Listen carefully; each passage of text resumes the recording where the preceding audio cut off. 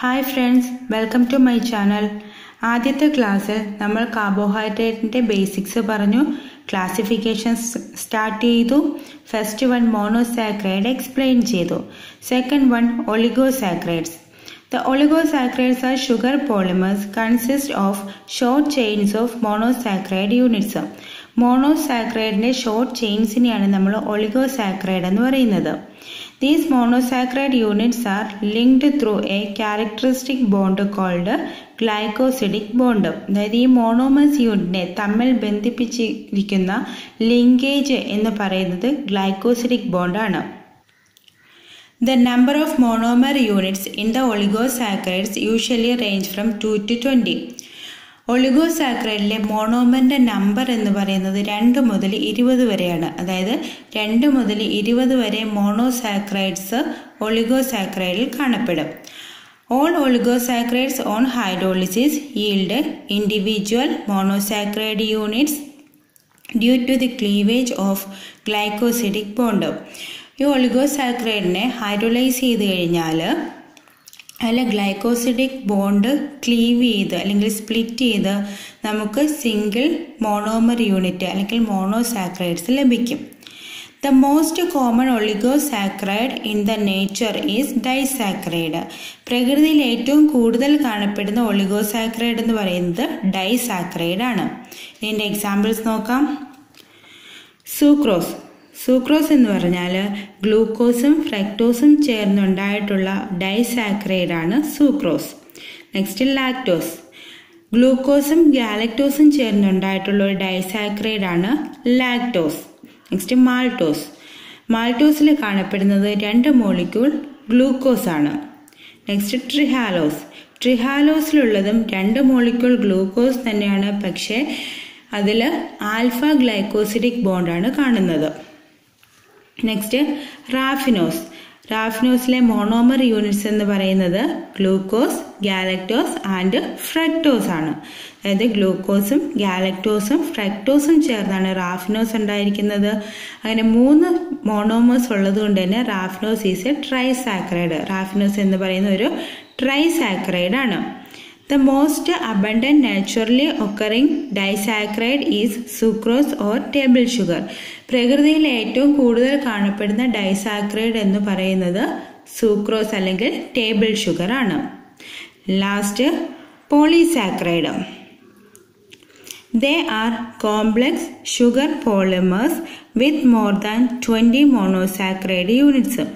അതായത് 20-ന് മേളിൽ monosaccharide units ഉള്ള ചെയിൻസ് ആണ്, പോളിമേഴ്സ് ആണ് പോളിസാക്രൈഡ് എന്ന് പറയുന്നത്. അതായത് ഒളിഗോസാക്രൈഡിൽ 2 മുതൽ 20 വരെയാണെന്ന് നമ്മൾ പറഞ്ഞു. അതേസമയം പോളിസാക്രൈഡിൽ 20-ന് മേളിൽ മോണോസാക്രൈഡ് യൂണിറ്റ്സ് കാണപ്പെടും. Most of the naturally occurring polysaccharides have more than 1000 monosaccharide units. അതായത് പ്രകൃതിയിൽ കാണപ്പെടുന്ന പോളിസാക്രൈഡിൽ 1000-ന് മേളിൽ മോണോസാക്രൈഡ് യൂണിറ്റ്സ് ഉണ്ടാവും. Like oligosaccharides, the monomer units in the polysaccharide are also linked through glycosidic bond. അതായത് ഈ പോളിസാക്രൈഡ്സിലും എന്താണ് കാണപ്പെടുന്ന ലിങ്കേജ് എന്ന് പറയുന്നത് ഗ്ലൈക്കോസിഡിക് ലിങ്കേജ് തന്നെയാണ്. Polysaccharide on hydrolysis release the individual monosaccharide unit. Oligosaccharide പോലെ തന്നെ പോളിസാക്രൈഡിനെയും ഹൈഡ്രോലൈസ് ചെയ്ത് കഴിഞ്ഞാൽ നമുക്ക് സിംഗിൾ മോണോസാക്രൈഡ് യൂണിറ്റ്സ് ലഭിക്കും. Some polysaccharide chains are unbranched while some others are branched. ചില പോളിസാക്രൈഡ് യൂണിറ്റ്സ് എന്ന് പറഞ്ഞാൽ അൺബ്രാഞ്ച്ഡ് ആണ്, അതായത് ലീനിയർ പോളിമേഴ്സ് ആയിരിക്കും. അതേസമയം ചിലത് ഹെവിലി ബ്രാഞ്ച്ഡ്, അതായത് ഒരുപാട് ബ്രാഞ്ചസ് ഉണ്ടാവും. Polysaccharides are further classified into 2 categories based on the composition of monosaccharide residues in the chain. അതായത് ഈ പോളിസാക്രൈഡ്സിലെ മോണോമറിന്റെ ടൈപ്പ് അനുസരിച്ച് നമുക്ക് ഇതിനെ പിന്നെയും ക്ലാസിഫൈ ചെയ്യാം. First one homo polysaccharide. They are composed of only a single type of monosaccharide unit. ഹോമോപോളിസാക്രൈഡ് എന്ന് പറഞ്ഞാൽ അതിൽ ഒരേ ഒരു ടൈപ്പ് മോണോസാക്രൈഡ് യൂണിറ്റ് മാത്രമേ കാണുള്ളൂ. Example starch, glycogen, cellulose. Monosaccharide units in 3 are glucose. അതായത് 3 എക്സാമ്പിൾ നമ്മൾ പറഞ്ഞു, സ്റ്റാർച്ച്, ഗ്ലൈക്കോജൻ ആൻഡ് സെല്ലുലോസ്. ഈ 3 എണ്ണത്തിലെ മോണോസാക്രൈഡ് എന്ന് പറയുന്നത് ഗ്ലൂക്കോസ് മാത്രമാണ്. അതായത് ഇതിൽ ഗ്ലൂക്കോസ് മാത്രമേ അടങ്ങിയിട്ടുള്ളൂ. രണ്ടാമത്തേത് heteropolysaccharide. They composed of more than 1 type of monosaccharide unit. ഇപ്പോൾ ഹോമോപോളിസാക്രൈഡിൽ ഒരേ ഒരു ടൈപ്പ് മോണോസാക്രൈഡ് യൂണിറ്റ് മാത്രമേ ഉള്ളൂ എന്ന് പറഞ്ഞു. അതേസമയം ഹെറ്ററോപോളിസാക്രൈഡിൽ ഒന്നിൽ കൂടുതൽ ടൈപ്സ് മോണോസാക്രൈഡ് യൂണിറ്റ്സ് ഉണ്ടായിരിക്കും. Example peptidoglycan, chondroitin, heparin etcetera. അപ്പോൾ കാർബോഹൈഡ്രേറ്റിന്റെ സ്ട്രക്ചർ ഇവിടെ കഴിഞ്ഞു. Next biological significance of carbohydrate. അതായത് ഈ കാർബോഹൈഡ്രേറ്റിന് ലിവിങ് ബീയിങ്സിൽ എന്താണ് ഇമ്പോർട്ടൻസ് എന്നുള്ളത് നോക്കാം. First one, sources of energy. Carbohydrates are the primary source of energy. They are the food reserves or energy store molecule in microbes, animals and plants. അതായത് living ബീയിങ്സിൽ ഒരു prime energy source, important energy source എന്ന് പറയുന്നത് carbohydrate ആണ്. ഇതിൽ എന്താണ് energy store ചെയ്ത് വെച്ചേക്കുന്നു. അതായത് ATPയുടെ ഫോമിൽ എനർജി സ്റ്റോർ ചെയ്ത് വെച്ചേക്കുന്ന ഒരു ഇമ്പോർട്ടൻ്റ് മാക്രോ മോളിക്യൂളാണ് കാർബോഹൈഡ്രേറ്റ് എന്ന് പറയുന്നത്. Second one, sources of carbon, hydrogen and oxygen. Carbohydrates also act as the source of carbon, hydrogen and oxygen in the cells for the synthesis of other macromolecules. അതായത് മറ്റ് macromolecules എന്ന് പറഞ്ഞാൽ proteins, vitamins, lipids എന്ന് പറയുന്ന മറ്റു macromolecules synthesise ചെയ്യാൻ ആവശ്യമായ കാർബണും ഹൈഡ്രജനും ഓക്സിജനും ഒക്കെ സപ്ലൈ ചെയ്യുന്നത് ഈ കാർബോഹൈഡ്രേറ്റ് ആണ്. Next, sweetener. Some sugars are sweet in taste. They provide sweetness and flavor to the variety of foodstuffs. അപ്പോൾ ഈ കാർബോഹൈഡ്രേറ്റിന് സ്വീറ്റ് ആണ് ടേസ്റ്റ് എന്ന് നമ്മൾ ആദ്യമേ പറഞ്ഞു. അപ്പോൾ ഇത് എന്ത് ചെയ്യുന്നു, നമ്മുടെ ഫുഡ് സ്റ്റഫ്സിന് സ്വീറ്റ്നെസ്സും കൊടുക്കും, അതേസമയം ഫ്ലേവർ, നല്ലൊരു ഫ്ലേവർ കൊടുക്കുന്നുണ്ട്. Next one, glycolipid. Carbohydrate containing lipids or glycolipids are one of the important categories of plasma membrane lipids. Plasma membrane എന്താണെന്ന് എല്ലാവർക്കും അറിയാം. അതായത് നമ്മുടെ സെൽ വാളിന് പിന്നിൽ കാണുന്ന മെംബ്രെയിനാണ് പ്ലാസ്മ മെംബ്രെയിൻ. നമ്മുടെ ലിവിങ് ബീയിങ്സിൽ ഏറ്റവും ഇമ്പോർട്ടൻ്റ് ആയ ഒന്നാണ്. അപ്പോൾ ഈ പ്ലാസ്മ മെംബ്രെയിനിലെ ഒരു ഇമ്പോർട്ടൻ്റ് ഘടകമാണ് ഗ്ലൈക്കോലിപ്പിഡ്. ഗ്ലൈക്കോലിപ്പിഡ് എന്ന് പറഞ്ഞാൽ കാർബോഹൈഡ്രേറ്റും ലിപ്പിഡും ചേർന്ന ഒരു മാക്രോ മോളിക്യൂളാണ് glycolipid. Next one, dietary fibres. Carbohydrate are also the sources of dietary fibres. അതായത് നമ്മുടെ ബോഡിയിൽ, നമ്മുടെ ന്യൂട്രീഷനിൽ ഏറ്റവും ഇമ്പോർട്ടൻ്റ് ആയ ഒന്നാണ് ഡയറ്ററി ഫൈബർ. ഈ ഡയറ്ററി ഫൈബറിന്റെ സോഴ്സ് എന്ന് പറയുന്നത് കാർബോഹൈഡ്രേറ്റ് ആണ്. Next, ribose sugar. A monosaccharide or ribose is an essential component in the genetic material or DNA or RNA. നമ്മുടെ ജനറ്റിക് മെറ്റീരിയൽ ആണ് DNA-യും RNA-യും. ഇതിൽ കാണപ്പെടുന്ന ഒരു ഷുഗർ മോളിക്യൂളാണ് റൈബോസ് എന്ന് പറയുന്നത്. So carbohydrate is very much important in genetic material also. Next, cell wall and exoskeleton. Some carbohydrates found in the structural framework. ചില കാർബോഹൈഡ്രേറ്റ്സിൽ നമ്മുടെ ചില കാർബോഹൈഡ്രേറ്റ്സ് സ്ട്രക്ചറൽ ഫ്രെയിംവർക്കിൽ ഇൻക്ലൂഡ് ചെയ്യാറുണ്ട്. For example, cellulose from cell wall of plants. അതായത് പ്ലാന്റ്സിന്റെ cell wall നിർമ്മിച്ചിരിക്കുന്നത് cellulose കൊണ്ടാണ്. ഈ cellulose എന്ന് പറയുന്നത് ഒരു കാർബോഹൈഡ്രേറ്റ് ആണ്. Next, peptidoglycan from the cell wall of bacterial cells. അതായത് ബാക്ടീരിയൽ സെല്ലിന്റെ സെൽ വാള് നിർമ്മിച്ചിരിക്കുന്നത് പെപ്റ്റിഡോഗ്ലൈക്കൻ കൊണ്ടാണ്. Peptidoglycan is also a carbohydrate. Chitin forms the cell wall of fungi and exoskeleton of arthropods. ഫംഗസിന്റെ cell wall ഉണ്ടായിരിക്കുന്നത് chitin കൊണ്ടാണ്.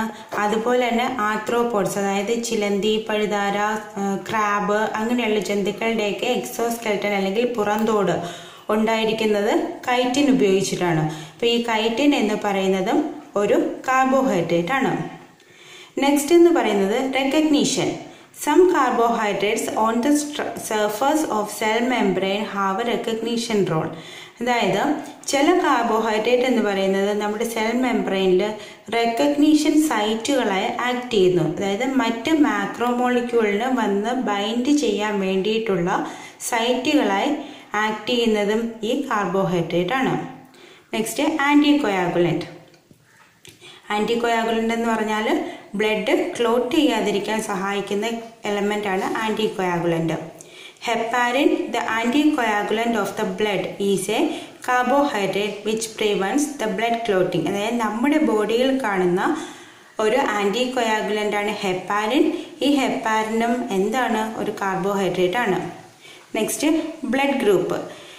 The ABO blood groups are determined by the carbohydrates and thus carbohydrates also functions as antigens. നമ്മുടെ blood group determine ചെയ്യുന്നത് antigens ആണ്. ഈ antigens എന്ന് പറയുന്നതും എന്താണ്? കാർബോഹൈഡ്രേറ്റ് ആണ്. Next protein trafficking. The glycosylation of proteins are used in protein trafficking by the cell. അതായത് protein സെല്ലിനുള്ളിലേക്ക് കടക്കാൻ വേണ്ടി സഹായിക്കുന്ന കാർബോഹൈഡ്രേറ്റുകളുണ്ട്. അപ്പോൾ അങ്ങനെ കടക്കുന്നതിന് പ്രോട്ടീനും കാർബോഹൈഡ്രേറ്റും തമ്മിൽ ബൈൻഡ് ചെയ്യണം. അതിന് പറയുന്ന പേരാണ് ഗ്ലൈക്കോസിലേഷൻ. അപ്പോൾ ഗ്ലൈക്കോസിലേഷൻ എന്ന് പറഞ്ഞാൽ attachment of sugar molecule to other macro molecule such as proteins. അതായത് മറ്റ് മാക്രോമോളിക്യൂളുമായി കാർബോഹൈഡ്രേറ്റ് അറ്റാച്ച് ചെയ്യുന്നതിനാണ് ഗ്ലൈക്കോസിലേഷൻ എന്ന് പറയുന്നത്. ഇങ്ങനെ ബൈൻഡ് ചെയ്താൽ മാത്രമേ മറ്റ് മാക്രോമോളിക്യൂള് സെല്ലിനുള്ളിലേക്ക് കടക്കുകയുള്ളൂ. For example, a protein tagged with mannose six phosphate to lysosome. അതായത് ലൈസോസോം എന്ന് പറയുന്നത് സെൽ ഓർഗനലാണ്.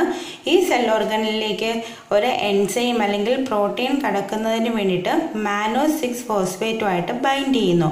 മാനോസ് എന്ന് പറയുന്നത് ഒരു കാർബോഹൈഡ്രേറ്റ് ആണ്. നെക്സ്റ്റ് എന്ന് പറഞ്ഞാൽ ഇൻഡസ്ട്രിയൽ യൂസസ്. അപ്പോൾ ഇത്രയും നമ്മൾ പറഞ്ഞത് നമ്മുടെ ലിവിങ് ബീയിങ്സിൽ കാർബോഹൈഡ്രേറ്റിൻ്റെ യൂസസ് ആണ് പറഞ്ഞത്. അടുത്ത ഇൻഡസ്ട്രിയൽ യൂസസ് നോക്കാം. Some carbohydrates are the raw material for many industries. അതായത് ചില കാർബോഹൈഡ്രേറ്റുകൾ എന്ത് ചെയ്യുന്നു? നമ്മുടെ പല ഇൻഡസ്ട്രിയിലും റോ മെറ്റീരിയലായി ഉപയോഗിക്കുന്നുണ്ട്. Example, cellulose in the paper industry. അതായത് പേപ്പർ മേക്കിങ്ങിന് യൂസ് ചെയ്യുന്ന റോ മെറ്റീരിയലാണ് സെല്ലുലോസ്. ഈ സെല്ലുലോസ് എന്ന് പറയുന്നത് ഒരു കാർബോഹൈഡ്രേറ്റ് ആണ്. Starch, glucose, fructose etcetera in fermentation and brewing industry. അതായത് ഫെർമെൻറ്റേഷൻ, ആൽക്കഹോൾ നിർമ്മാണത്തിലും ബ്രൂയിങ് ഇൻഡസ്ട്രി അതായത് ബിയർ പ്രൊഡക്ഷനിലും ഒക്കെ യൂസ് ചെയ്യുന്ന റോ മെറ്റീരിയൽ എന്ന് പറയുന്നത് സ്റ്റാർച്ച്, ഗ്ലൂക്കോസ്, ഫ്രക്ടോസ് തുടങ്ങിയ കാർബോഹൈഡ്രേറ്റ്സ് ആണ്. അപ്പോൾ ഇത്രയാണ് കാർബോഹൈഡ്രേറ്റ്സിൻ്റെ ബയോളജിക്കൽ ഇമ്പോർട്ടൻസ് എന്ന് പറയുന്നത്. അപ്പോൾ കാർബോഹൈഡ്രേറ്റ് എന്ന് പറയുന്ന ടോപ്പിക്ക് അതായത് അതിൻ്റെ ക്ലാസിഫിക്കേഷൻ ആൻഡ് ഫങ്ഷൻസ് ഇവിടെ കംപ്ലീറ്റ് ആവുന്നു. ഈ ടോപ്പിക്കിൽ നിന്ന് കഴിഞ്ഞ FSO എക്സാമിന് ഒരു ക്വസ്റ്റ്യൻ ഉണ്ടായിരുന്നു. ക്വസ്റ്റ്യൻ ഇതാണ്: dietary fibre represents the following nutrient group. അതായത് ഡയറ്ററി ഫൈബർ താഴെ പറയുന്ന ഏത് ന്യൂട്രിയൻ ഗ്രൂപ്പിനെയാണ് റെപ്രസെൻ്റ് ചെയ്യുന്നത്? Option A lipid, option B carbohydrate, option C proteins, option D none of these. അപ്പോൾ അതിൻ്റെ ആൻസർ എന്താണെന്നുള്ളത് നിങ്ങൾ കമൻറ്റ് ചെയ്യുക. അപ്പോൾ ഇന്നത്തെ ക്ലാസ് കുറച്ച് ലെങ്തിയായി.